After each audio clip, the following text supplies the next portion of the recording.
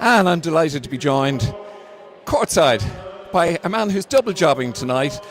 Jerome Westbrooks, you've been on the court for many, many years. You played today in the Masters down in Galway. But just tell our viewers, what are you doing tonight?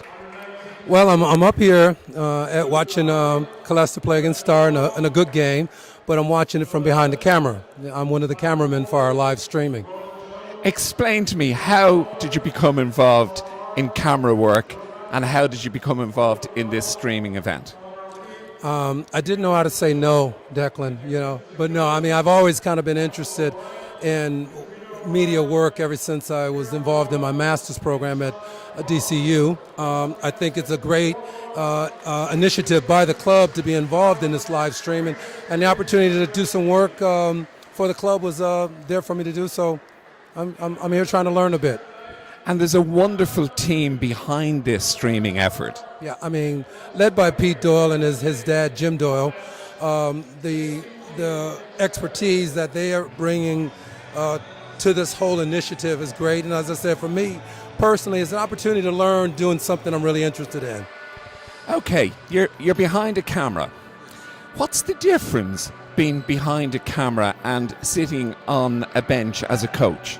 Well, behind the camera, the mic on the camera picks up all the audio, so I have to keep quiet. So that's one big difference. And from that vantage point, up in the high up there, what do you think of the Colester performance tonight? I mean, it's going well. I mean, right now they're leading, but Star playing well, and I just it'll be interesting to see how they respond with what I believe Colester should have as an advantage with their experience over an excellent Star side, but a young Star side. Very young Star side, and one of those youngsters, Paul Dick, has been superb. And really, I've actually been impressed by Frank Otis, even though he got himself a silly third foul, which has put him under pressure.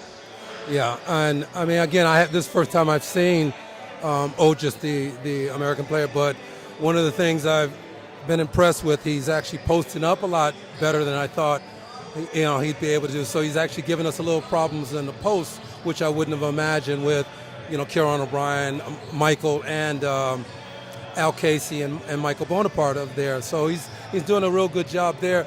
But as impressive is Star's overall offensive continuity. They're playing well within their system. They're getting the ball to the right people, and they're knocking shots. Is that the Spanish connection? Well, you're definitely seeing. I think you're seeing a little bit of that European flair that he's bringing there. For coaches who are watching the game, they're seeing what we call misdirection in passing, when the ball's going one way and it's being passed back in a direction, really back the other, the way it's come from, and the players are wide open. So I'm sure Johnny's picked that up, and he's probably going to adjust a little bit at halftime. How do you think Colester will do in that second half?